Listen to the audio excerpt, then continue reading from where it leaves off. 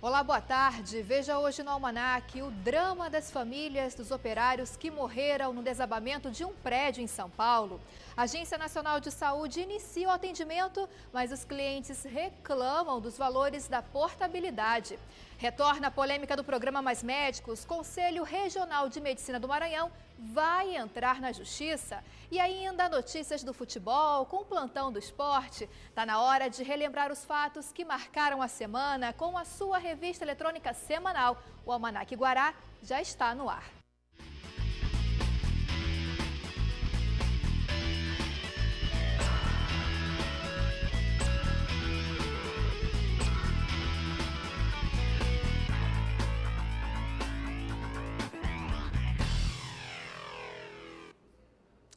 Olá, o Almanac Guará de hoje começa falando sobre o desabamento de uma obra em São Paulo. 26 pessoas foram vítimas do acidente e 9 dos 10 mortos são maranhenses. Na terça-feira, o desabamento de um prédio em construção na região de São Mateus, zona leste da capital paulistana, virou destaque na mídia nacional.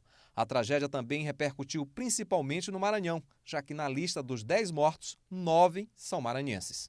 Antônio Wellington Teixeira Silva, idade não informada, de Barra do Corda. Marcelo de Souza Rodrigues, de 22 anos, morador de Barra do Corda. Claudemir Viana de Freitas, 28 anos.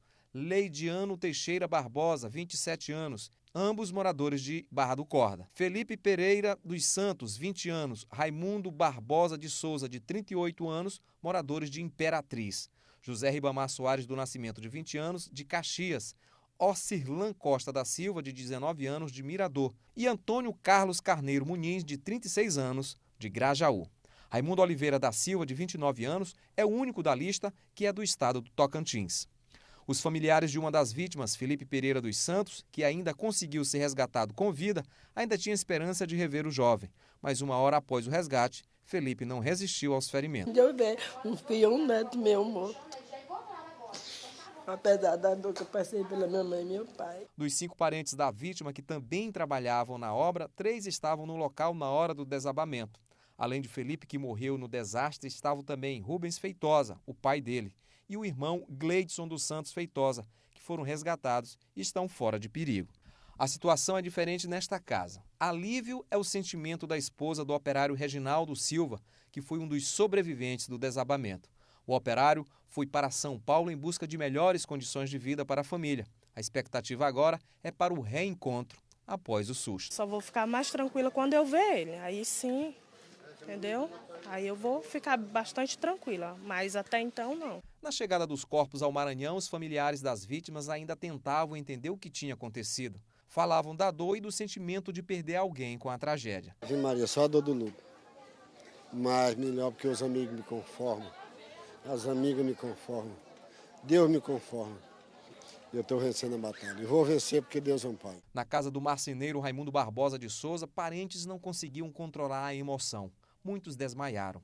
Para o pai da vítima, difícil é encontrar palavras para falar sobre o que aconteceu com o filho. Uma tristeza da gente ver um filho da gente sair para trabalhar e receber ele num caixão. Não é fácil. Jovens com idade entre 20 e 25 anos que partiram de Imperatriz com um único objetivo, a realização de um sonho, trabalhar e melhorar de vida. O que as famílias não imaginavam era que esse sonho mais tarde seria substituído pela dor da perda. O sepultamento das vítimas de Imperatriz ocorre neste sábado.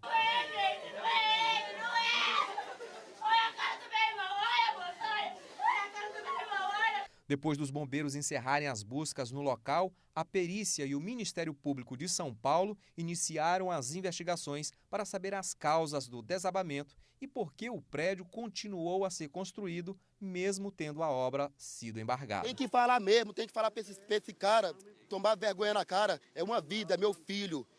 Ele não vai ficar barato. Quando eu enterrar meu filho, eu vou procurar meu direito. Ele não vai ter mais que executar serviço de obra para matar muita gente, que igual ele matou agora.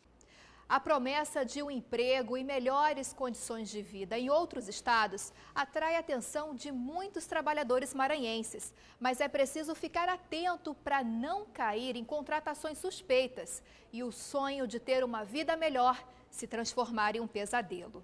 A Procuradoria Regional do Ministério do Trabalho do Maranhão investiga 33 ações de suspeitas de aliciamento de mão de obra de maranhenses para trabalharem no corte da cana no centro-oeste e na construção civil no sudeste do país. Os aliciadores, conhecidos popularmente como gatos, reúnem trabalhadores, principalmente no interior do estado, com falsas promessas de serviços e sem as garantias das exigências estabelecidas na legislação trabalhista. Com relação à falta do cumprimento das normas, né? É o contrato de trabalho que não é celebrado aqui na origem, é a questão do transporte irregular, por veículo irregular, não identificado, a ausência da certidão liberatória, que tem que ser expedida pelo Ministério do Trabalho. Pedreiros, pintores e carpinteiros são os profissionais mais procurados pelos aliciadores que recrutam mão de obra no Maranhão. Mais de 30 mil pessoas trabalham na construção civil em São Luís. Os baixos salários, que variam de R$ 717 a R$ 1.141,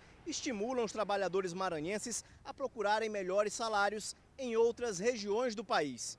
O Sindicato dos Trabalhadores da Construção Civil de São Luís não tem números oficiais de quantos profissionais do setor saíram do estado para outras regiões, mas reconhece que as propostas tentadoras levam os trabalhadores a cometerem erros quando saem do Maranhão para aventurar melhores salários em outros estados. Pessoas, como você acabou de frisar, que são chamadas de gatos, vêm de outros estados aqui para o Maranhão, oferecendo mil maravilhas às vezes para o trabalhador, dizendo que emprego melhor, salário melhor, e com isso conseguem iludir o trabalhador. A orientação do Ministério Público do Trabalho é que as pessoas que forem recrutadas exijam a assinatura do contrato de trabalho antes da viagem para outra região. É preciso ter cuidado com as falsas promessas. O trabalhador, para sair daqui, ele tem que ter o contrato já celebrado aqui na origem, certo? Com a identificação do seu empregador, do salário que ele vai receber. Após anunciar a portabilidade extraordinária de carências para os beneficiários da Unimed São Luís e também da Multiclínicas, a Agência Nacional de Saúde iniciou esta semana o atendimento presencial, mas os valores cobrados para a portabilidade não estão agradando os clientes. 5 servidores da ANS foram escalados para atender mais de 70 mil usuários dos planos Unimed São Luís e Multiclínicas.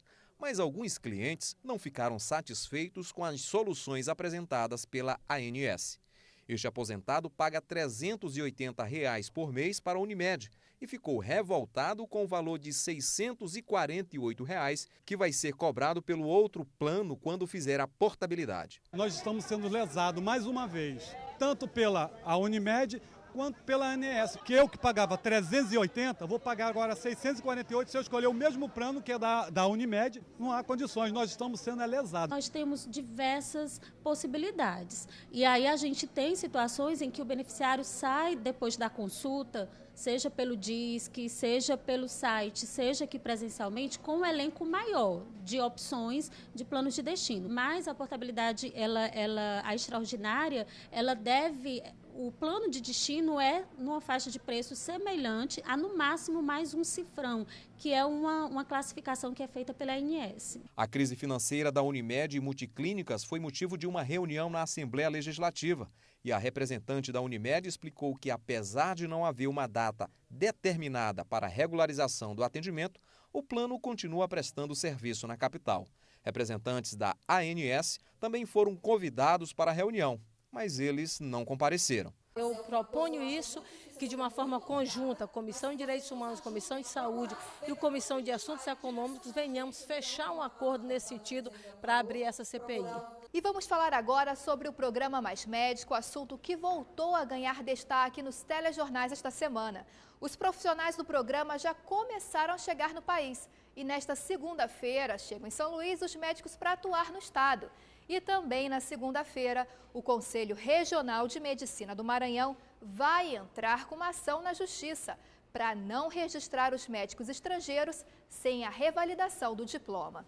Mesmo após as diversas mobilizações nacionais contra o programa Mais Médicos, o governo manteve a decisão de contratar profissionais estrangeiros para atuarem em hospitais de áreas rurais do país. Os médicos já estão no Brasil e na próxima semana serão distribuídos para os seus postos de trabalho. Cerca de 40 médicos serão destinados para o Maranhão. Destes, 10 atuarão nos seguintes centros de saúde da capital: Centro de Saúde Tibiri, Salomão Fiquene, Jailson Alves Viana, Santa Bárbara, Coqueiro, Coquilho e Gapara. Cada um deles receberá um médico do programa. E o Centro de Saúde Dra. Valdeci Martins é o único que receberá 3 médicos. Para o Conselho Regional de Medicina, os médicos estrangeiros estão sendo vítimas de uma negociata política. Os estrangeiros estão chegando para honrar um compromisso que o PT, do Lula e da Dilma, tem com Cuba.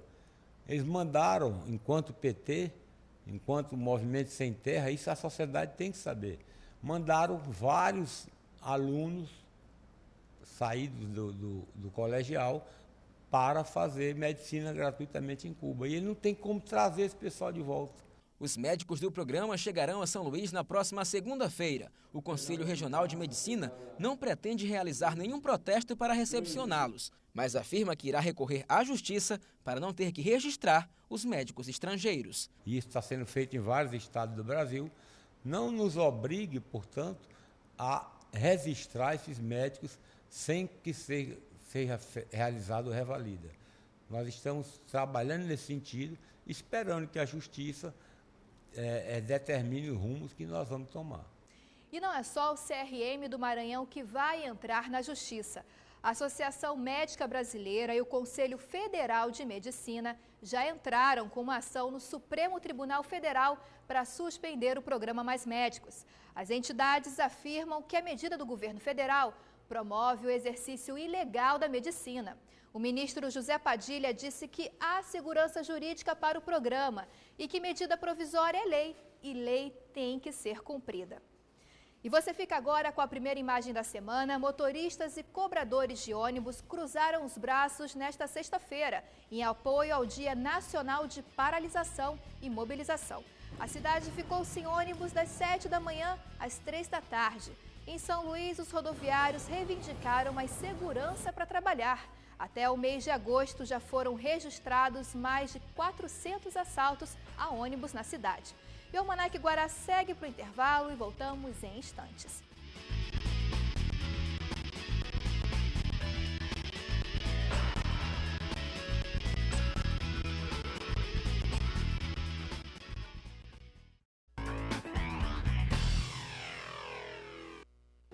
Almanac Guará de volta com um giro pelos fatos que marcaram a semana.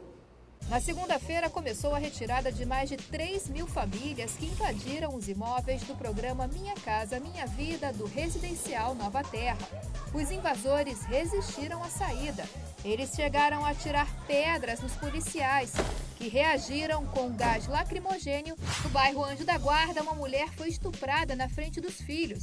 Segundo a polícia, o criminoso já responde por outros 2 estupros. Durante toda a semana, o Tribunal Regional do Trabalho realizou um mutirão para julgar os processos que estão em execução, mas que ainda não foram feitos pagamentos da condenação ou do acordo. Mais de 187 acordos foram homologados. Motoristas e cobradores de ônibus cruzaram os braços nesta sexta-feira em apoio ao Dia Nacional de Paralisação e Mobilização. A cidade ficou sem ônibus das 7 da manhã às 3 da tarde. Em São Luís, os rodoviários reivindicaram mais segurança para trabalhar. As centrais sindicais e órgãos de classe também aderiram ao ato público. A concentração aconteceu na Praça Deodoro. E na semana em que se comemora o Dia do Voluntariado, hoje é um dia especial para ajudar as crianças com câncer com a campanha Mac Lanche Feliz. A campanha, coordenada nacionalmente pelo Instituto Ronald McDonald, tem como beneficiária no estado a Fundação Antônio Jorge Dino. Todos os restaurantes da rede se transformarão em postos de arrecadação de recursos em prol da cura do câncer infanto-juvenil, por meio da venda dos sanduíches Big Mac.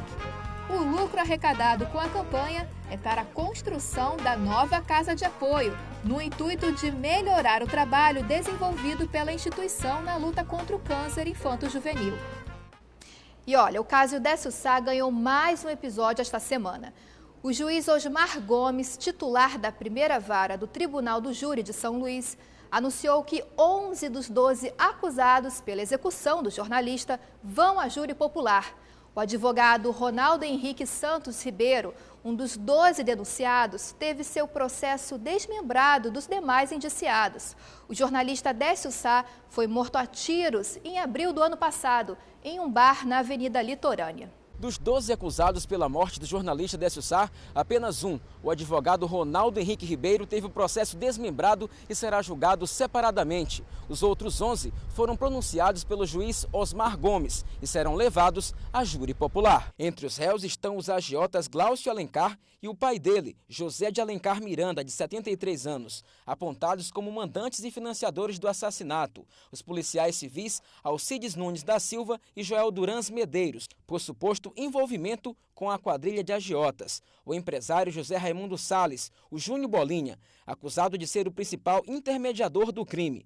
O ex-subcomandante do Batalhão de Choque da Polícia Militar do Maranhão, o capitão Fábio Aurélio Saraiva, o Fábio Capita, pessoa que, segundo as investigações, teria fornecido a arma do crime. Também estão envolvidos no processo o executor confesso do crime, o pistoleiro paraense Jonathan de Souza, Fábio Aurélio do Lago, o Bochecha, também citado no inquérito como intermediador da morte do jornalista, Marcos Bruno da Silva, apontado como piloto de fuga do assassino, e Shirliano de Oliveira, conhecido como Balão, também acusado de intermediar a morte do jornalista, que continua foragido e não foi ouvido pela Justiça. Após a decisão, o processo irá transitar em julgado e os acusados poderão recorrer junto ao Superior Tribunal de Justiça ou ao Supremo Tribunal Federal. O tribunal vai decidir. Se eles não se convencerem também com a decisão do tribunal, podem recorrer da decisão para o STJ, se for admitido o recurso. Se tiver matéria constitucional em jogo, se entenderem isso, vão para o Supremo Tribunal Federal.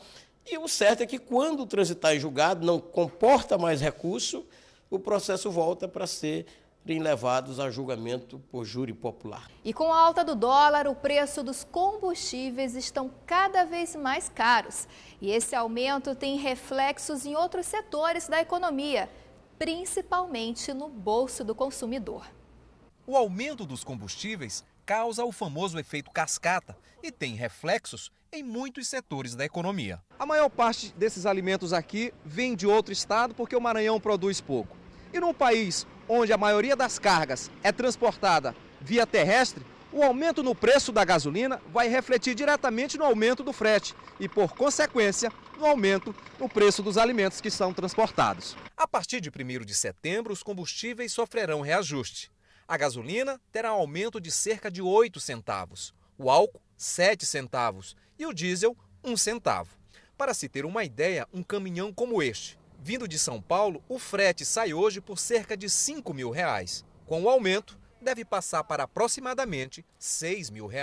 A explicação do aumento está na elevação do dólar e na descapitalização da Petrobras, como lembra este economista e professor da Universidade Federal do Maranhão. Isso vem se agravando, isso vem sendo adiado, esses aumentos de preço interno, para não afetar a inflação, mas atualmente, com a escalada do dólar, ou seja, além de comprar mais caro lá fora, a Petrobras agora tem que pagar ainda mais porque o dólar se tornou mais caro.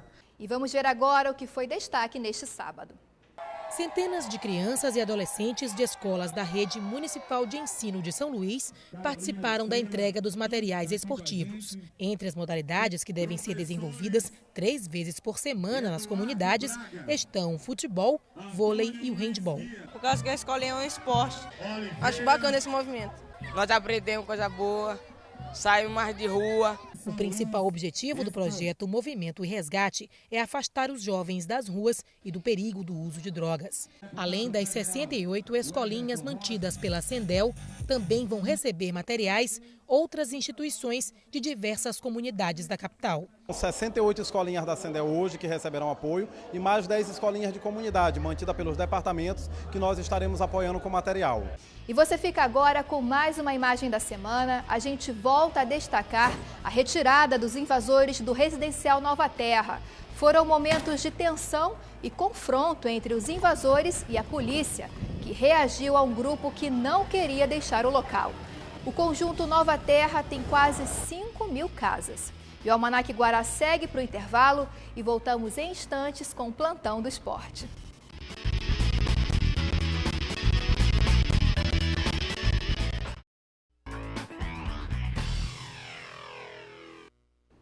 E o Plantão do Esporte segue acompanhando a saga do Sampaio na Série C do Brasileirão. O tricolor ganhou mais um jogo em casa e agora o momento é de ajustar os erros para o jogo deste domingo contra o Águia de Marabá, também no Castelão.